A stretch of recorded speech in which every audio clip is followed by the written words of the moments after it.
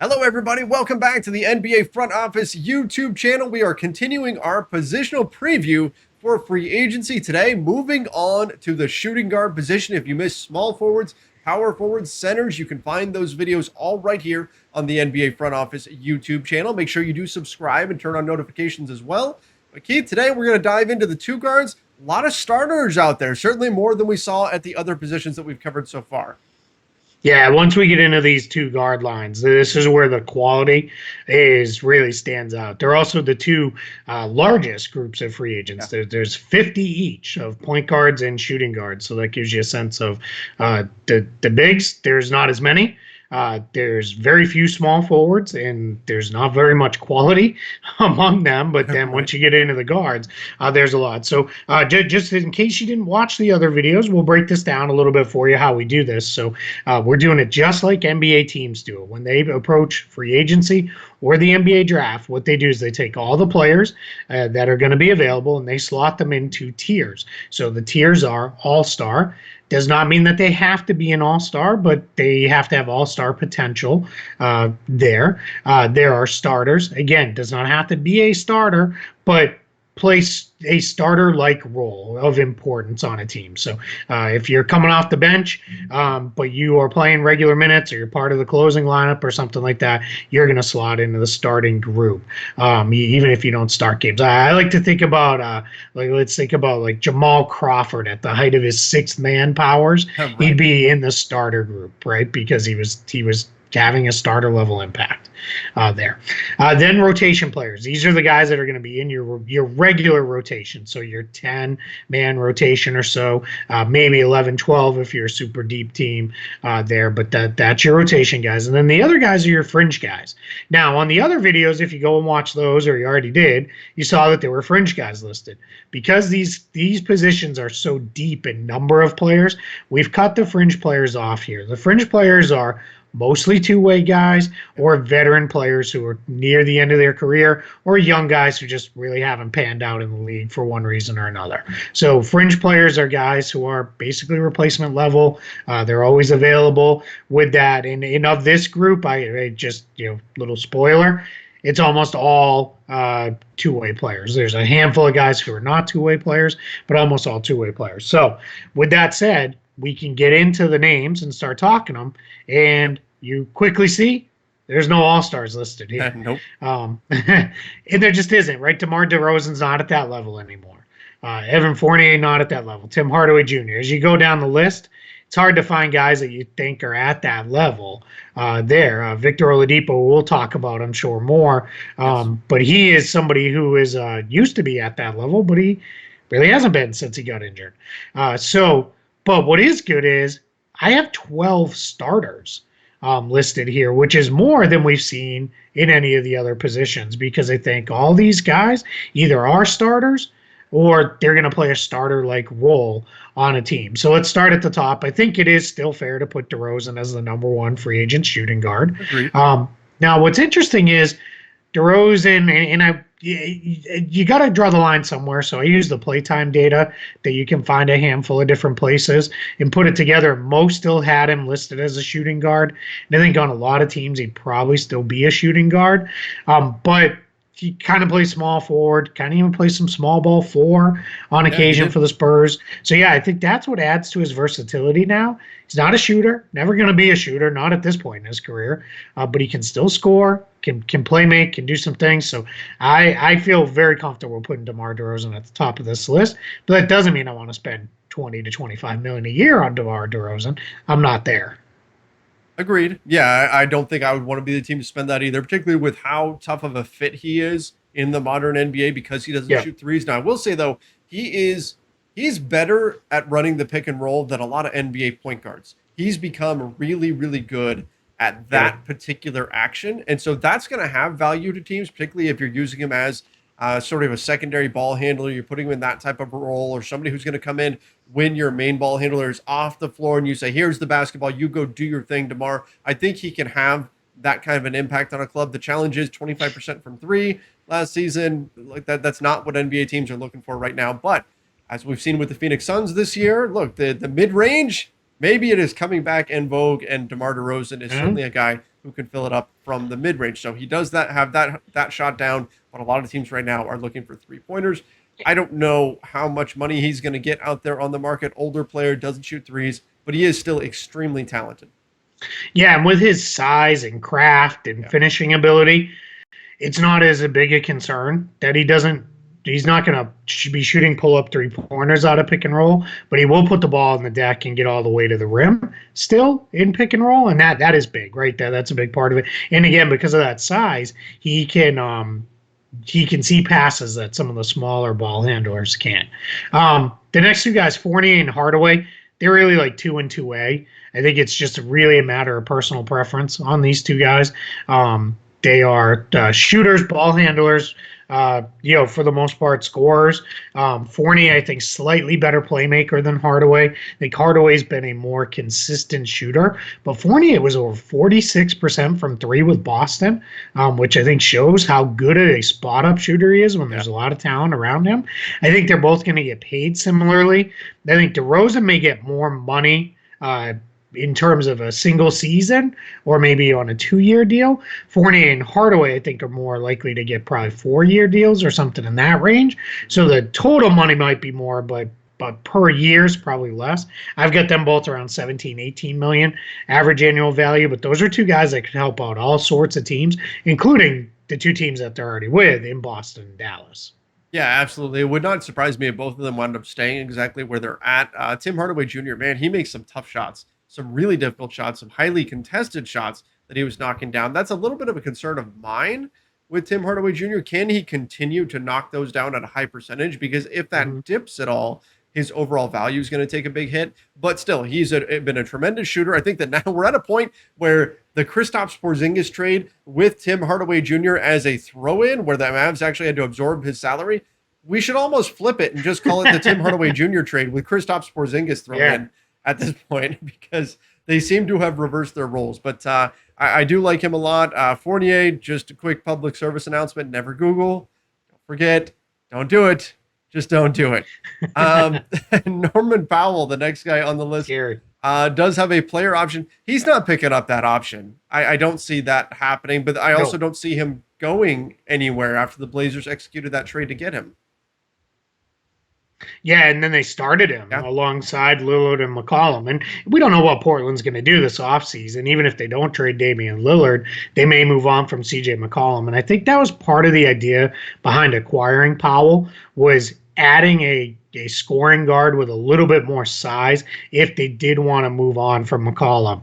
Now you're not kind of starting over at that spot. And I like Norman Powell. I think he's been an underrated player for a lot of years. He was a big part of that title team for the Raptors. I really like him. I probably should have put him right next to Gary Trent Jr. On the list, just story reasons. But we're not building a narrative here, right? But let's skip Duncan Robinson. We'll go to Trent, and then we'll come back to Duncan Robinson. Trent and Powell were traded for each other, of course. And the Raptors, for my money, did really well to turn an uncertain situation with Powell of won't he pick up the option, how much do we have to pay him, into a lot more kind of cost control with Trent, because he's a restricted free agent. That's going to keep his market down a little bit. And I don't think he's somebody that teams are going to come throwing big offers at. And Toronto should end up in a pretty good place to re-sign him. And I think he's a really good fit alongside Fred VanVleet. And then whatever they do in the draft, I think he makes a lot of sense with that team with his 3-and-D ability. Yeah, exactly. He's what a lot of teams are looking for. He's got the ability to get hot. Lakers fans know that all too well. And hit a number of shots, but he also defends at a pretty high level out there. So I think he's a nice fit with Toronto. And again, I don't see him going anywhere. But I'll tell you what, one of the guys that I am most in the entire free agent class that I'm most interested in is Duncan Robinson. Like, this guy, he shoots the ball ridiculously well. He's got size. He can shoot on the move. He is what so many teams want on the wing. And what Miami is going to have to pay to keep him, I think, is going to be fascinating. I could see like a Joe Harris style deal coming for Duncan Robinson. Yeah, I think it's almost going to have to be too, because I think if he is just sitting around and you've got a couple of these teams with cap space, I think they'll throw it at him just because Duncan Robinson, people get concerned because So his path to the NBA took a little bit to get there. He transferred in college, so he's older. He's going to be 28 at the end of next regular season, right around when the playoffs is starting. So that's pretty old for a guy who's only got 3 years in the league. But shooting doesn't really leave, right? He should still be fine as a shooter. I mean, I'm not going to put him in Kyle Korver's level because Kyle Korver, what he did for as long as he did it as a shooter, insane. I mean, absolutely ridiculous. But there is a path, right? If you're Duncan Robinson, that is your path, right? It is, hey, I'll be Kyle Korver for the next 10 years, and I'll retire when I'm in my late 30s, and but I'll continue to have value for teams just because of my shooting ability. So yeah, I'm very curious to see how that goes. Him and a guy we'll talk about in the point guards, Kendrick Nunn, another restricted free agent that the Heat kind of have to work around. What I wouldn't be surprised happens if you're Miami, if they want to go the cap space route. I think the Raptors can do this with Gary Trent Jr. as well as. Both of those guys made starter criteria, so $4.7 million qualifying offer and cap holds.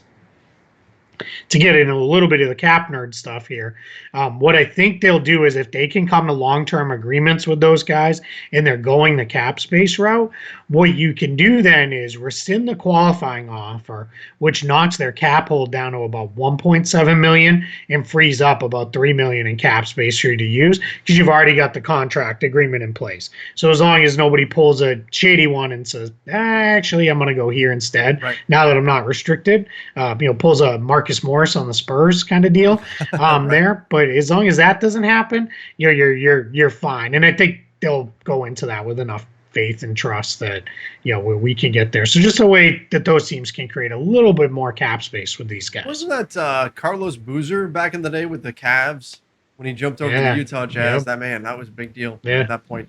When the Cavs owner was a blind guy too. That's right. Yeah, that was rough.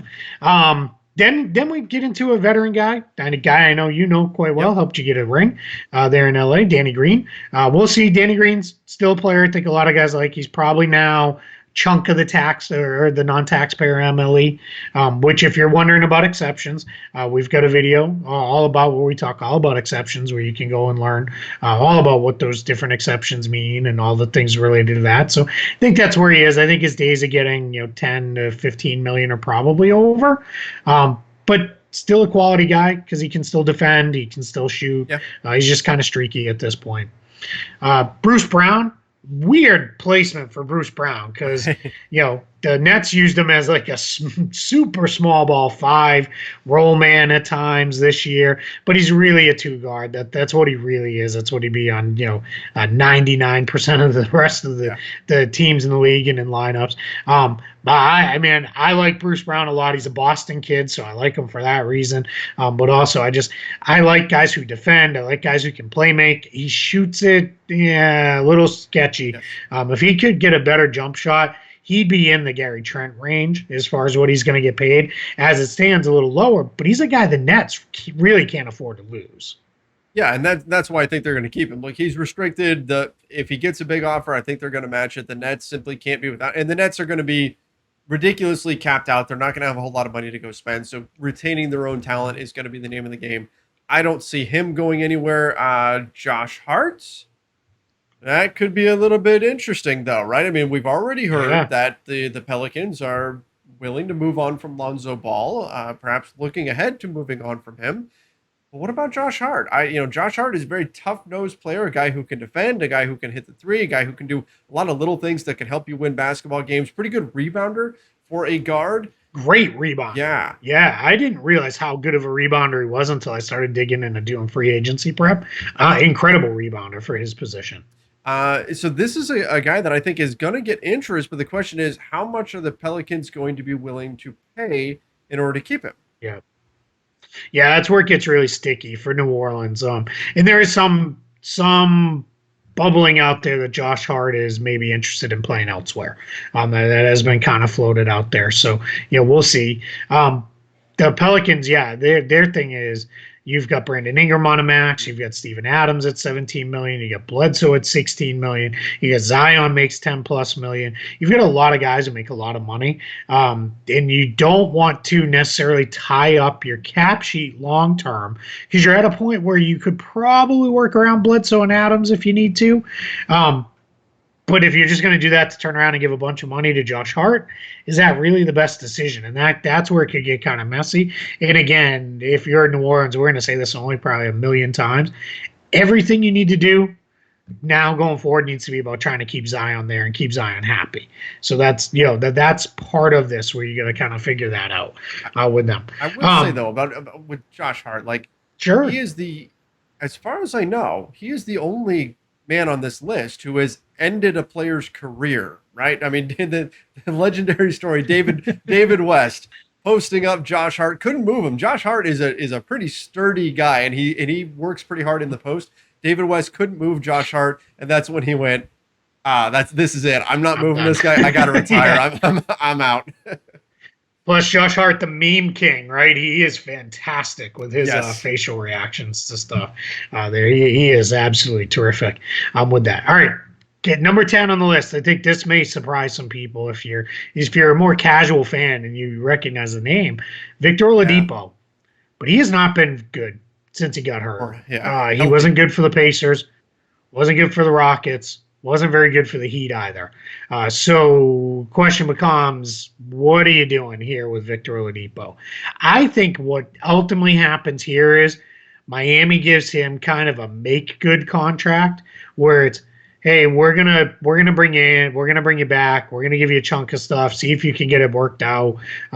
See if being here with the Heat where we've rebuilt some guys and got them in good positions. Can we get you going in the same direction and move it that way? Because I think with Oladipo, your challenge becomes you can't spend $20 million on Victor Oladipo because you can't have enough faith that he's going to stay healthy and be in return to the player he was. So he's got to do kind of a year of, prove it kind of year that he can get back. I hope he can because I love Victor Oladipo. He's one of my favorite guys in the league. When he was here in Orlando, it was just crushing that they traded him. But he's 29 now, 8 years into his career with a major injury history. That's why I've got him behind a lot of these guys on this list. Yeah, agreed. I think he should be there. Josh Richardson, I liked this trade for the Mavs when they made it. I thought that it was a solid deal for them. I like Seth Curry a lot as well, but I liked what Josh Richardson was going to give them on the wing, and then it just didn't really work out. Yeah, it didn't happen. It didn't. So I mean, does he pick? I up think his what's player happened option? with.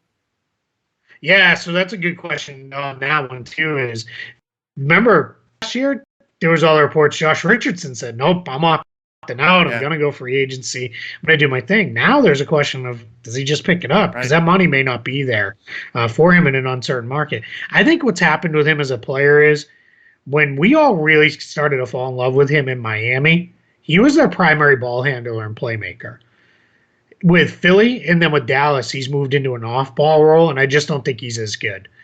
So you probably have a cap on your team of how good you're going to be if he's your primary guy, but I also don't know that he can't be that. Maybe what would be best for him is be a sixth man where you can put the ball in his hands and let him kind of run your second unit. Think almost like Jordan Clarkson does. For the Jazz and has done for teams with that guy. I know you and I both have some fondness for Avery Bradley. The reason why Bradley is a starter is he's defensively, he still gets after it. He's still a guy you can plug in. And if your other four guys are pretty good and you throw Avery Bradley in your mix, you're probably doing okay there.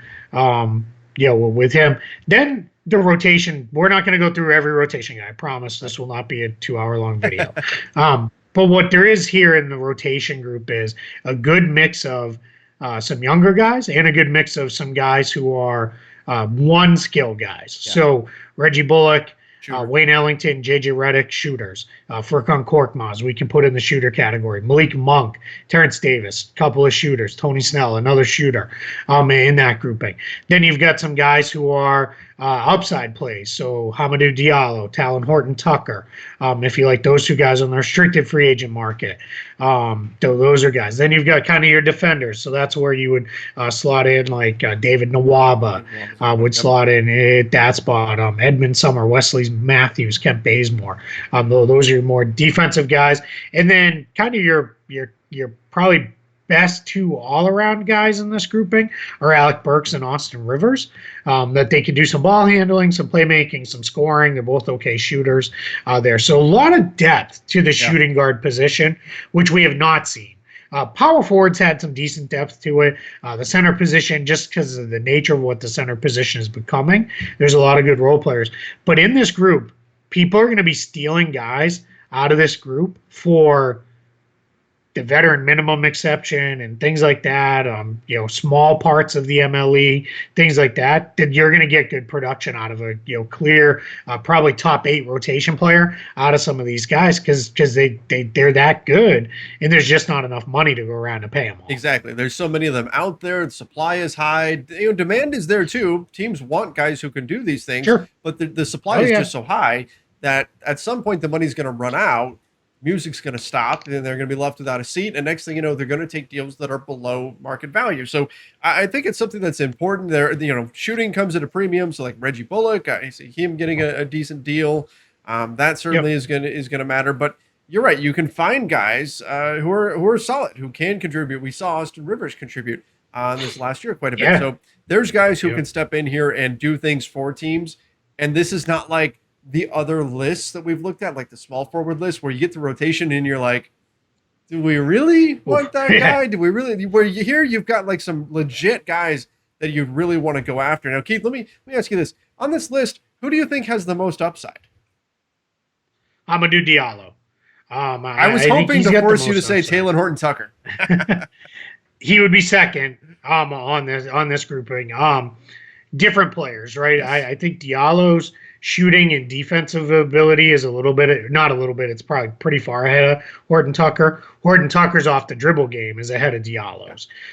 So if the shot comes around for Talen Horton-Tucker, the sky kind of becomes the limit for him, because you could all of a sudden see he could be somebody who could be in the starter category real quick here, because he could be that kind of player. But I think Diallo can be there too. So but it's close. But I'm gonna go with Amadou Diallo. For me, I don't have that purple and gold bias behind me that I'm gonna pick that guy. You know what? There's not a Celtic on that list, so Evan Fournier is at the top up there. But there's not an upside play here for the Celtics, so I couldn't even go home or there and pick that. Interesting though, two more guys that I think are a little interesting outside those two guys. Malik Monk got his career on track after the drug suspension to end the last year for him. Did get his career back on track and started to show some of the promise of a guy who maybe he's a late bloomer. Maybe he looks a little bit more like Ben McLemore, where kind of figured it out a few years into his career and provide some depth of shooting and that on a team. And then the other guy, he's down towards the bottom, and he's a two-way player. But Garrison Matthews is a guy who has played a lot and started a lot for Washington, and I think he's one of the rare two-way guys who has played himself into being a rotation player and will come off. If it was still the normal two-way rules last year, he would have been converted. But where this past season, because of COVID and all those concerns, two-way players could be up and appear in as many NBA games as you wanted them to. The Wizards never had a reason to convert him. I think Garrison Matthews is another guy there who makes a lot of sense. Last thing that I'll say about this group too is we talked about how the small forward, you just mentioned it, is kind of like, oof, this is a little ugly. Mm-hmm. The good news is there's a bunch of guys here who can play up at the 3 in this list. Sure. So that helps you, right? So that helps you. I mean, there is of that top group, I think until you get down to Victor Oladipo, every single one of those guys can play the 3. It's there. This is more so than anywhere else in the league. Small forward and shooting guard. We could have merged these together and just called them wing and just been done. But we wanted to do it in the traditional positions that everybody knows. Keith, you mentioned him. I should have noticed this before. Where is Ben McLemore? Where is Ben McLemore? I might have forgot him. Let me see. Hold on. Let me check. I was going through looking to see if he got live on it. If he got moved over onto the point guard list, but I'm not seeing him on that one. I think he should be in the. He's just not there. He should be there, and he should be in the rotation group. Okay, so let's say Ben McLemore would be in the rotation list as well, and that just adds another shoot. I know Lakers fans would see it and say, where is he? No. He would be in the rotation. You know what I think it was when guys get signed late in the year, because I build these free agent lists very early on. Every once in a while, I'll miss a guy who was a late season signing. And that's exactly what happened here. Because what's funny is, I bet if I look on the Lakers team list and in my document, yeah, he's there on that one. So I just missed him on this one. But where I would slot him is anti-Laker bias, Keith, coming in. Yeah, that's what it was. If I was going anti-Laker, I would have taken Talon Horton Tucker off the list, not Ben McLemore. I would not read our comments after that one. If you want to talk Lakers, I'd slot him in right around Wesley Matthews. Yeah. Wesley Matthews, Kent Bazemore, probably right behind Bazemore, right ahead of Garrison Matthews. And McLemore, I like what he's done. In his career is he again another guy took him a while to find his footing and get on track. So now that I've sufficiently angered the Lakers fans by picking Hamidou Diallo over THT, and that my quick aside for everybody watching, one of my most favorite moments with Trevor was watching him cover Lakers Summer League when the only thing to cover was THT, and then there was the other year. He was hurt. The Gonzaga he wasn't guy. Even there. No, it wasn't him. Who was it? It was the Gonzaga guard a couple years ago. We talking about that? I'll think of it. I'll remember it. No, it wasn't Josh Hart. It was after that. It was the year after that. Who was it? He was a two-way player. Oh. Now I put you on the spot. Zach Norvell.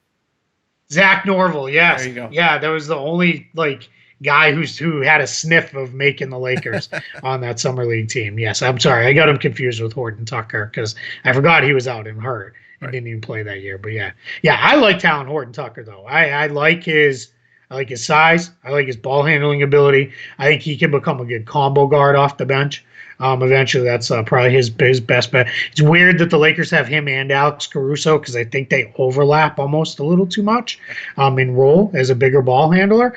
He's just going to shoot it better. If he starts to shoot it better, like I said, he's going to shoot way up this list. He'll be right on that starter level. Yeah, that's what we've been saying all off season over on the Lakers Nation YouTube channel. Is THT was 28% from three last season. If you get him closer to league average, so he gets up to 35%, and maybe it takes a couple of seasons to get there, changes everything for his game. Absolutely. All right. Well, the two-guard list, look, there's some interesting options out there. I think there's going to be some bargains, some deals that teams can cash in on here, but there's some real talent here. So I'm interested to see how all this plays out and which teams are able to grab these guys. Again, a very diverse group of skill sets here, too. You've got shooters, you've got defenders, you've got guys who can do a lot of different things, some playmakers as well. Going to be a fun free agency from the shooting guard perspective. Let us know your thoughts, though. Fire it off in the comments down below. What do you think about the shooting guard market out there, and who do you see going where? And don't forget, subscribe right here to the NBA Front Office YouTube channel. Turn on those notifications and give this video a like. Till next time, see ya and stay safe.